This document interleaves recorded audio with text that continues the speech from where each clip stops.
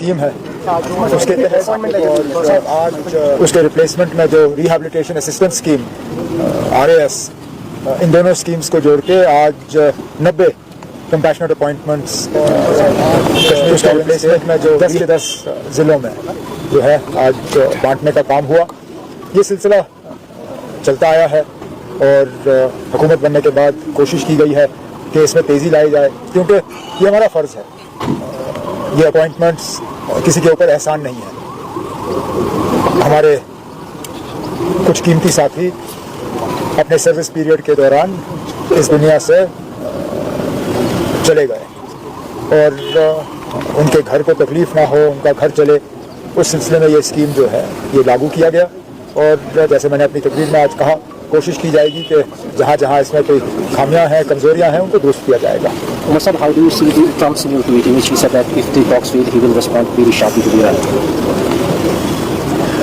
मैंने पिछले दिनों कहा कि अमेरिका के सदर साहब के बयानों का पता ही नहीं चलता। मुझे लगता है उनको खुद भी पता नहीं है वो कर क्या रहे हैं। सुबह उठ के एक बात करते हैं, दोपहर को दूसरी बात, शाम को तीसरी बात, और जिस तरह की ज़बान, जिस तरह का लैंग्वेज वो इस्तेमाल करते हैं, मैं तो कहता हूँ वो मतलब अमेरिका के सदर को छोड़िए, वो किसी को शोभा नहीं देती। उनको याद करना चाहिए कि वो अमेरिका के सदर हैं। जिस तरह सोशल मीडिया पे गाली गलौज, आप और मैं अगर उस तरह का लैंग्वेज इस्तेमाल करें, हमें तो ब्लॉक कर देंगे, हमारा अकाउंट सीज कर देंगे, हमें वो फेसबुक और ट्विटर वगैरह से वो खारिज कर देंगे।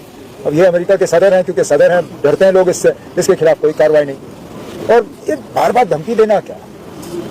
जंग ईरान ने शुरू नहीं की, जंग ईरान के ऊपर ठोसा गया। पहले तो हमें यह बताया ना इस जंग के पीछे मकसद क्या था, क्योंकि अब सीज फायर के बाद अमेरिका ने कहा हमारी बहुत बड़ी कामयाबी हुई, हॉर्मुज़ स्ट्रेट खुला। अरे ना, जंग से पहले तो ये खुला था और ये सबके लिए मुफ्त था। इस जंग के बाद अब ईरान को मौका मिला, वो कहते हैं अब इस पर टोल टैक्स भरना पड़ेगा। तो फिर हासिल क्या हुआ?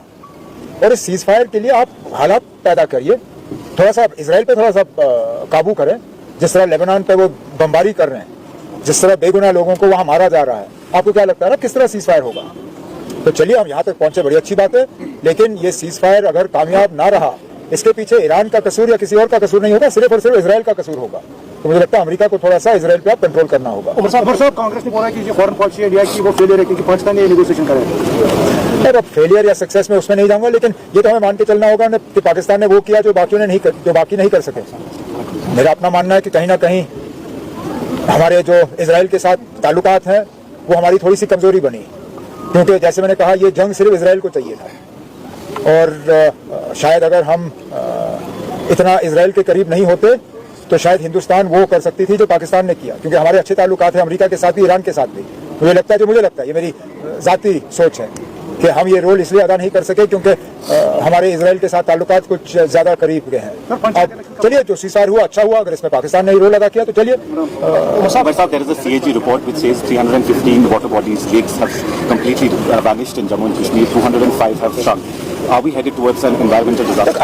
I don't need the CAG to tell me what is self-evident. I'm amazed that this subject has become a topic of discussion because CAG has talked about it. We see it. We are living this, whether it is our water bodies in and around Srinagar or our water bodies in rural areas. Either those water bodies have ceased to exist or they have shrunk. They have shrunk because of urbanization.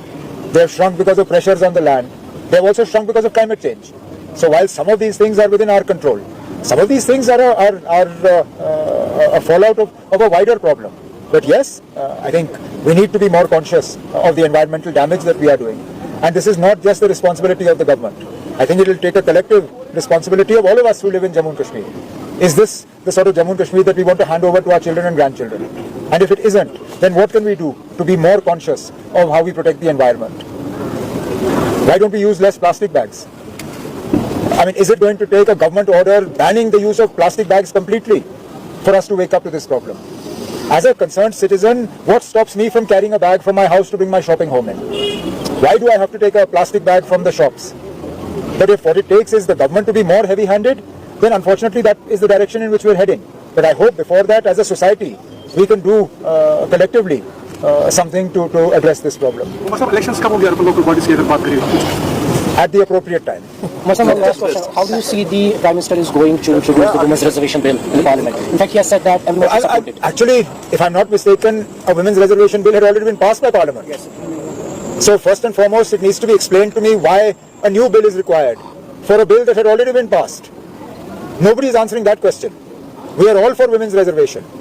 But if I understand correctly, we had been told that women's reservation would follow from a census and delimitation. What has changed?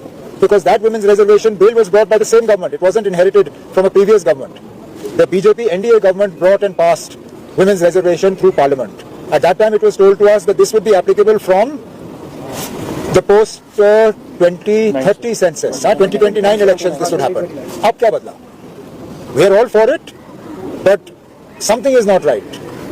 And the government of India, particularly the BJP, needs to come clean on what was wrong with the previous bill brought by this very government that requires a fresh bill. Convince us, we are happy to listen. और साहब, ये जो नीति आयोग की research report आई है कि जम्मू कश्मीर में सालाना 15,000 करोड़ रुपए सिर्फ हमारे हॉर्टिकल्चर को नुकसान हो रहा है because of the different reasons, थोड़ा सा इस पे जानना चाहते हैं। बजट में इस साल हमने हॉर्टिकल्चर के लिए क्रॉप इंश्योरेंस स्कीम जो है उसका ऐलान कर दिया है। अब फाइनेंशियल ईयर शुरू हुए, अब हफ्ता भी नहीं हुआ, हमारी कार्रवाई जो है वो चल रही है। हमारी कोशिश रहेगी कि जल्द से जल्द हम ये स्कीम जो है लागू करें। ये पहली मर्तबा है। इससे पहले मुख्तलिफ तरीकों से कोशिश की गई थी मदद करने की, लेकिन वो सिर्फ दिखावा था। कोई मार्केट इंटरवेंशन स्कीम, कोई ये कोई वो एक आदमी को फायदा पहुंचाने के लिए था, आम ग्रोअर को नहीं। आम ग्रोअर को फायदा मिले, आम ग्रोअर जो है वो थोड़ा सेफ्टी महसूस करे, उसके लिए जो क्रॉप इंश्योरेंस की स्कीम हमने लाई है वो जल्द से जल्द हम इंप्लीमेंट करेंगे ताकि इस तरह का नुकसान जो मौसम की वजह से इनको बर्दाश्त करना पड़ता है उसमें उनको थोड़ी सी राहत मिलेगी।